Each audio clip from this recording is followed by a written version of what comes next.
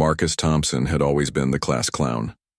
At 23, he worked as a tour guide at Windsor Castle, entertaining visitors with his quick wit and playful personality. His colleagues loved him, tourists remembered him, and his supervisor often praised his ability to make history come alive for guests. On that crisp October morning in 2019, Marcus arrived at work with his usual energy. He had stayed up late watching comedy videos and felt particularly mischievous. The autumn air was sharp, and steam rose from his morning tea as he walked through the castle grounds. He greeted the royal guards with his typical friendly wave, though they maintained their stoic expressions as always. The first tour group of the day consisted of American tourists, excited and chatty. Marcus led them through the state apartments, sharing stories about Queen Victoria's dining habits and pointing out portraits of long-dead monarchs. The tourists laughed at his jokes and took countless photos. Everything seemed perfectly normal. During the lunch break, Marcus sat on a bench in the courtyard, finishing his sandwich and sipping his tea. He watched the changing of the guard ceremony from a distance, noting how seriously the guards took their duties. Their red uniforms were immaculate, their movements precise. An idea began forming in his mind, a harmless prank that would give him a story to tell his friends. The afternoon brought another tour group, this time including several teenagers who seemed bored by the historical facts. Marcus worked harder to engage them, cracking more jokes and adding dramatic flair to his storytelling. By the time the tour ended, even the most disinterested teenager was asking questions about royal scandals. As closing time approached, Marcus found himself near the main entrance where Guard Williams stood at attention. Williams was new, probably around Marcus's age, and Marcus had noticed him struggling to maintain his composure during some of the more amusing tourist interactions. The guard's eyes would sometimes twinkle with suppressed laughter, though his face remained stern. Marcus finished the last of his now cold tea and looked at the cup thoughtfully. The courtyard was mostly empty except for a few staff members finishing their duties. The idea that had been brewing all day suddenly seemed irresistible. He had always pushed boundaries, always looked for ways to make people smile. What harm could come from one small joke? He approached Guard Williams casually, pretending to admire the architecture nearby. The guard stood perfectly still, staring straight ahead as protocol demanded. Marcus knew the guards were trained not to react to tourist antics, which made them perfect targets for harmless pranks. He had seen countless visitors try to make them laugh, usually failing miserably. The castle grounds were beautiful in the late afternoon light. Ancient stones glowed golden, and the flags fluttered gently in the breeze. It felt like the perfect setting for a moment of levity, a small break from the serious atmosphere that surrounded royal protocol. Marcus had no idea that his next action would change his life forever. Without really thinking about the consequences, Marcus raised his teacup and gently tossed the remaining cold tea toward Guard Williams. It was meant to be a playful gesture, like throwing confetti or splashing someone at a pool party. He expected the guard might crack a smile or perhaps give him a stern look. He certainly didn't expect what happened next. The tea splashed across the guard's pristine red uniform, leaving dark stains on the fabric. Guard Williams broke his stance immediately, his face showing shock and anger. Within seconds, other guards appeared as if from nowhere. Marcus suddenly realized he had crossed a line he didn't even know existed. The playful atmosphere he had imagined evaporated instantly. The guards' expressions were deadly serious, and Marcus felt his stomach drop as he understood that this wasn't going to be the lighthearted moment he had envisioned. His joke had just become something much more serious, and there was no taking it back. Guard Williams stepped back, looking down at his stained uniform in disbelief. The tea had splashed across his chest, creating dark patches on the bright red fabric. His ceremonial sword gleamed at his side as he turned to face Marcus directly. Abandoning his rigid stance for the first time during his shift, Marcus immediately realized his mistake. The smile faded from his face as he saw the anger in the guard's eyes. This wasn't the friendly reaction he had expected. 3 other guards appeared within moments, surrounding Marcus in a tight circle. Their faces were stern, professional, and completely devoid of humor. "Sir, you need to come with us," Guard Williams said, his voice cold and official. Marcus noticed that his hands were shaking slightly. Whether from anger or shock, he couldn't tell. The other guards positioned themselves strategically, blocking any possible escape routes, though Marcus had no intention of running. "Look, I'm really sorry," Marcus began, his voice cracking slightly. "It was just a joke. I work here. I'm Marcus Thompson from the tour department. You can ask my supervisor, Sarah Jenkins. I was just being friendly." His words tumbled out quickly, desperation creeping into his tone. The guards exchanged glances, but their expressions remained unchanged. Guard Williams brushed at his uniform, but the tea stains were clearly visible against the bright fabric.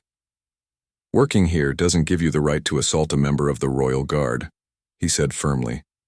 The word assault hit Marcus like a physical blow. "Assault?" Marcus repeated, his voice rising in panic. "I threw cold tea. It was a prank. I didn't assault anyone." But even as he spoke, he could see that his explanation wasn't helping. The guards had moved closer, and he could feel the weight of their authority pressing down on him. Within minutes, castle security arrived, followed by local police officers. Marcus watched in growing horror as the situation escalated far beyond anything he had imagined. The police officers spoke in low, serious tones with the guards, occasionally glancing in his direction. He caught phrases like deliberate attack and security breach. Sarah Jenkins, his supervisor, arrived looking confused and concerned. When she saw Marcus surrounded by police and guards, her face went pale. "Marcus, what happened?" she asked. But before he could answer, one of the officers stepped forward. "Are you his supervisor?" the officer asked. When Sarah nodded, he continued, "Mr. Thompson has been detained for assaulting a member of the Royal Guard. We'll need to speak with you about his employment and recent behavior." Sarah's mouth fell open. She looked at Marcus as if seeing him for the first time. "Assaulting a guard? Marcus, tell me you didn't do something incredibly stupid." Her voice carried disappointment that cut deeper than any anger could have. "It was just tea," Marcus said weakly. "Cold tea, from my lunch cup. I thought it would be funny." Even saying it out loud, he could hear how pathetic his explanation sounded. The word funny seemed completely out of place in the current situation. The police officer pulled out handcuffs, and Marcus felt his world spinning. This couldn't be happening. An hour ago, he had been giving tours and making people laugh. Now, he was being arrested for what he had thought was a harmless prank. "Marcus Thompson, you're under arrest for assault on a member of the Royal Guard and disturbing the peace at a royal residence," the officer announced formally. "You have the right to remain silent. Anything you say may be used against you in court." As the handcuffs clicked around his wrists, Marcus saw tourists in the distance pointing and taking photos. He could imagine the headlines already. "Castle Tour Guide Attacks Royal Guard." The reality of his situation was becoming clearer with each passing moment. Guard Williams was being escorted away, presumably to change his uniform and file a report. Marcus wanted to call out another apology, but he knew it was too late. The damage was done both to the guard's uniform and to his own future. Sarah Jenkins shook her head sadly as Marcus was led away. 23 years old, and he throws away his career for a stupid joke, she muttered to another staff member. He was such a good guide, too. The tourists loved him. As Marcus was walked toward the police car, he caught a glimpse of his reflection in a window. He looked pale, shocked, and much younger than his 23 years. The confident, playful person who had started the day was gone, replaced by someone who was beginning to understand the serious consequences of his actions. The police station was nothing like the friendly castle environment Marcus had known for 2 years. Cold fluorescent lights buzzed overhead, and the smell of disinfectant mixed with coffee created an atmosphere of institutional seriousness. Marcus sat in a small interview room, still wearing his tour guide uniform, which now seemed absurdly cheerful in the stark surroundings. Detective Inspector Sarah Mills entered the room carrying a thick file and a steaming cup of coffee. She was in her 40s, with graying hair and eyes that had seen enough foolishness to remain unimpressed by Marcus's situation. She sat across from him and opened the file with a crisp snap. "Mr. Thompson," she began, her voice professional but not unkind, "do you understand the seriousness of what you've done today?" Marcus nodded weakly. though he was beginning to suspect he didn't understand at all. Assaulting a member of the Royal Guard is not just assault on an individual. It's an attack on the crown itself. The words hit Marcus like physical blows. Attack on the crown, he repeated, his voice barely above a whisper. I threw cold tea. I didn't attack anything. I was trying to be funny. His explanation sounded even more pathetic than before. Detective Mills leaned forward. Mr. Thompson, intent doesn't always matter in law. What matters is the action and its consequences. You deliberately threw liquid at a guard during his official duties at a royal residence. That's assault, disruption of royal protocol, and potentially breach of national security. Marcus felt his heart racing. National security? For tea? His voice cracked with disbelief. This was spiraling into something completely beyond his comprehension. He had expected a stern warning, maybe a formal complaint, not criminal charges that sounded like they belonged in a spy movie. The Royal Guard takes security very seriously, Detective Mills explained patiently. They have to assume any unexpected action could be part of a larger threat. When you threw that tea, alarms went off throughout the security system. Additional guards were called in, protocols were activated, and resources were diverted from other areas. She pulled out photographs from the file, images of his arrest, the stained uniform, and surprisingly, security camera footage that showed the entire incident from multiple angles. Marcus watched himself on the screen, seeing for the first time how his harmless prank looked from the outside. Even he had to admit it looked aggressive and deliberate. The Crown Prosecution Service is reviewing your case, Detective Mills continued. Given the location and the target, they're considering this a serious offense. You could be looking at up to 6 months in prison and a substantial fine. The words, 6 months in prison, echoed in Marcus's head, drowning out everything else she said. His phone call had been to his parents, and the conversation still rang in his ears. His mother had cried, his father had shouted, and both had struggled to understand how their usually sensible son had done something so spectacularly stupid. They were driving down from Manchester, but it would be hours before they arrived. The duty solicitor assigned to his case was a tired-looking man named Mr. Peterson, who had clearly seen too many young people make terrible decisions. He reviewed Marcus's case with the weary expression of someone who had learned not to be surprised by human stupidity. The good news is you have no prior record, Mr. Peterson said, adjusting his glasses. The bad news is that this isn't a typical assault case. The royal connection makes everything more complicated. The media has already picked up the story, and public opinion won't be in your favor. Marcus groaned and put his head in his hands. Media. This nightmare kept getting worse. He imagined his face on newspaper front pages, his friends and family reading about his arrest, his future employers Googling his name and finding reports about him attacking royal guards. The castle has suspended you pending investigation, Mr. Peterson continued, reading from his notes. That's standard procedure, but given the circumstances, it's unlikely you'll be returning to that job. We need to focus on minimizing the legal consequences and protecting your future employability. Through the small window of the interview room, Marcus could see reporters gathering outside the police station. Camera crews were setting up, and he recognized the logos of major news networks. His stupid joke was becoming national news, and he was trapped at the center of it all. Detective Mills returned with more paperwork. The guard you targeted, Mr. Williams, has filed a formal complaint. He's claiming psychological distress and requesting compensation for his damaged uniform. The castle's security department is also filing charges for disrupting royal protocol. Marcus realized that multiple people and organizations were now lined up against him. What had started as a moment of silliness had snowballed into a legal avalanche that he had no idea how to stop. Each new charge felt like another weight pressing down on him, making it harder to breathe, harder to think. Can I ask you something? Honestly, Mr. Thompson, Detective Mills said, her tone softening slightly. What were you thinking? You're 23 years old, you had a good job, and by all accounts you were well-liked and responsible. What made you think throwing tea at a royal guard was a good idea?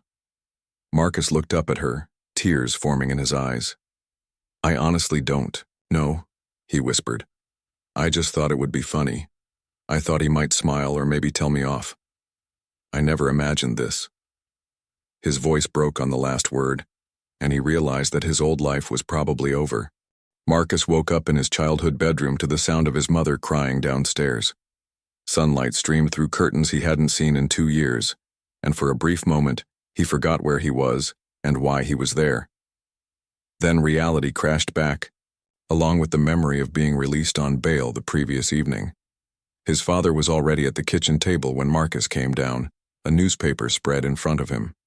The headline read, "Castle Clown, Tour Guide's Tea Attack on Royal Guard." Below it was a photo of Marcus being led away in handcuffs, looking shocked and much younger than his 23 years.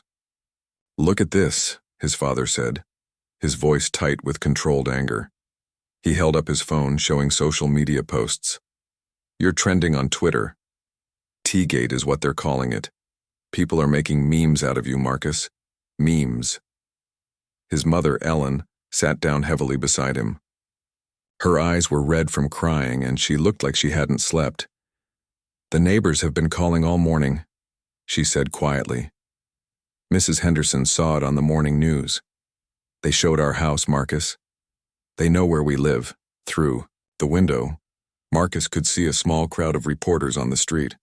Camera crews were setting up and neighbors were peeking from their curtains. His childhood home had become a media circus overnight, and it was entirely his fault. The phone rang constantly. News programs wanted interviews, newspapers wanted exclusive stories, and somehow, comedy shows were already reaching out about booking him as a guest. The absurdity of it all made Marcus feel sick. His moment of stupidity had become entertainment for the entire country. "Channel 4 wants to do a documentary," his mother said, reading from a message on her phone. "They want to call it The Guard, the Tea, and the Fool. They're offering money." The way she said money suggested she was tempted despite everything. Marcus's phone had been buzzing nonstop since he'd gotten it back from police. Text messages from friends ranged from supportive to mocking. His university roommates thought it was hilarious. His ex-girlfriend Sarah had sent a message saying she was glad we broke up before you went completely mental. The worst part was the internet commentary. Someone had created a slow-motion video of the incident set to dramatic music. Another person had made a cartoon version where Marcus was portrayed as a bumbling fool and the guard as a heroic defender of the realm. The comment sections were brutal. "He should be deported," read one comment. "What kind of idiot attacks the Queen's guards?" said another. Someone had started a petition calling for him to be banned from all royal properties forever. It already had 50,000 signatures. Mr. Peterson, his solicitor, called mid-morning with updates that made everything worse. "The Crown Prosecution Service has decided to proceed with charges," he said over the phone. "Assault, disturbing the peace, and they're adding a new one, bringing the royal institution into disrepute." "Bringing the royal institution into disrepute," Marcus repeated. "Is that even a real crime?" "Very real, and it carries serious penalties," Mr. Peterson replied grimly. "The royal household is taking this personally. They're making an example of you to discourage copycat incidents. Your case is being fast-tracked through the system." The media attention was unlike anything Marcus had ever experienced. Reporters called his parents' landline every few minutes. His father had stopped answering, letting the machine pick up increasingly creative requests for interviews. One producer promised to donate money to charity if Marcus would appear on their show.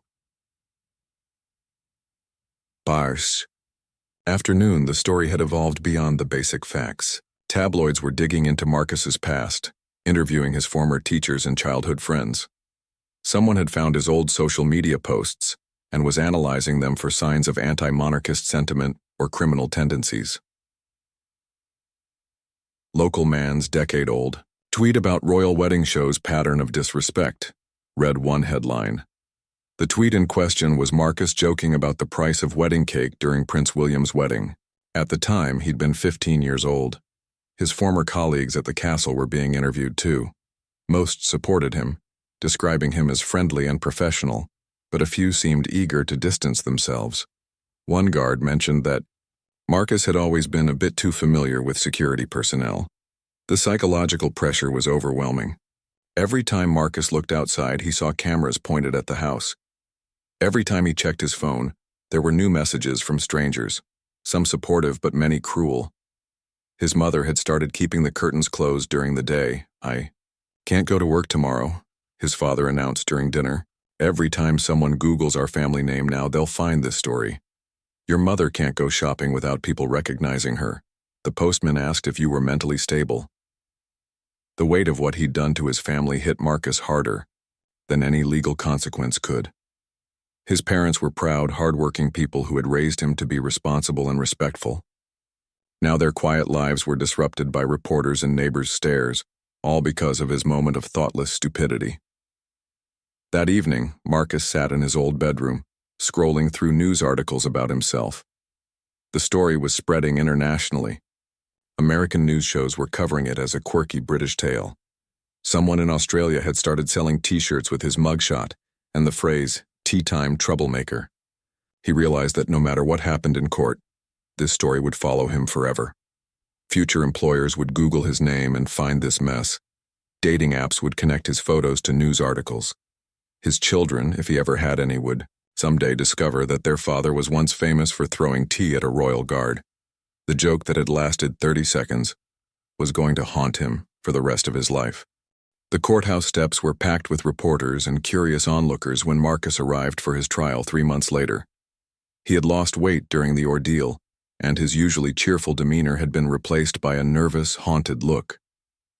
His parents flanked him as they pushed through the crowd, cameras flashing and voices shouting questions. "Marcus, do you regret throwing the tea? Will you apologize to the Queen? Are you planning to write a book about this?" The questions came from all directions, but Marcus kept his head down and followed his solicitor's advice to stay silent. Inside, the courtroom, the atmosphere was formal and intimidating. Judge Harrison, a stern woman in her 60s, presided over proceedings that had drawn far more public attention than a typical assault case. The public gallery was full of journalists, legal students, and people who had followed the story from the beginning. Mr. Peterson had warned Marcus that the prosecution would be aggressive. They wanted to make an example of him to deter others from similar acts. The prosecutor, Ms. Carolyn Webb, was known for her thorough preparation and dramatic courtroom presence. Guard Williams entered the courtroom in full dress uniform, looking every inch the professional soldier. Marcus felt a pang of guilt as he saw him. This was a real person whose life had been disrupted by the incident, not just a character in Marcus's personal drama. The prosecution's case was methodical and damaging. Ms. Webb painted Marcus as a reckless individual who had shown complete disrespect for British institutions and endangered royal security. She played security footage of the incident multiple times, each viewing making Marcus look more aggressive and calculating. This was not a spontaneous moment of poor judgment, Ms. Webb argued, pacing in front of the jury. Mr. Thompson had time to consider his actions. He approached the guard deliberately, raised his cup, and threw liquid at a member of Her Majesty's Royal Guard while the man was performing his duties. Guard Williams testified about the incident, describing his shock and the humiliation he felt when tea splashed across his pristine uniform. His testimony was professional and restrained, but Marcus could see genuine hurt in his eyes. This wasn't just about damaged clothing. It was about respect and dignity. "In my 12 years of service, I've never experienced anything like this," Williams said from the witness stand. "Tourists sometimes try to make us laugh or react, but this was different. It felt like an attack, and for a moment, I genuinely feared for my safety." The words, "feared for my safety," hung heavy in the courtroom. Marcus realized that his harmless prank had genuinely frightened someone, a trained soldier who was just doing his job. The weight of that realization settled on his shoulders like a heavy blanket. When it was time for the defense, Mr. Peterson faced an uphill battle. Character witnesses testified about Marcus's previous good behavior, his dedication to his job, and his genuine love for history and public service. Former tourists sent written statements describing him as their favorite guide, someone who had made their visits to Windsor Castle memorable and educational. Sarah Jenkins, his former supervisor, testified reluctantly on his behalf. Marcus was an excellent employee for 2 years, she said. He was punctual, professional, and beloved by visitors. This incident was completely out of character for him, but the prosecution quickly countered with evidence that Marcus had always pushed boundaries. They found colleagues who mentioned his tendency to joke around with security personnel, his habit of testing limits, and his general irreverent attitude toward authority. When Marcus finally took the stand in his own defense, the courtroom fell silent. This was the moment everyone had been waiting for, the chance to hear directly from the man who had become a national talking point. "I want to start by apologizing," Marcus said, his voice shaking slightly. "To Guard Williams, to the Royal Guard, to everyone whose day was disrupted by my actions. I was wrong, completely and utterly wrong." He described his mindset that day, trying to explain how a moment of misguided playfulness had led to such serious consequences. "I thought I was being friendly. I know how that sounds now, but in that moment I genuinely believed it would be a harmless joke. I never intended to frighten anyone or show disrespect." Ms. Webb's cross-examination was brutal. She forced Marcus to admit that he had known guards were not supposed to break character, that he had understood the seriousness of their role, and that he had chosen to act anyway. Each admission made his defense weaker. "So you knew it was inappropriate, you knew it would disrupt his duties, and you did it anyway for your own amusement?" she pressed. "Yes," Marcus admitted quietly. "I did."